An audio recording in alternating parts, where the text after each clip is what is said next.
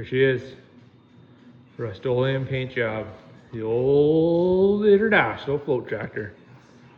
I think it turned out pretty good. Pretty good.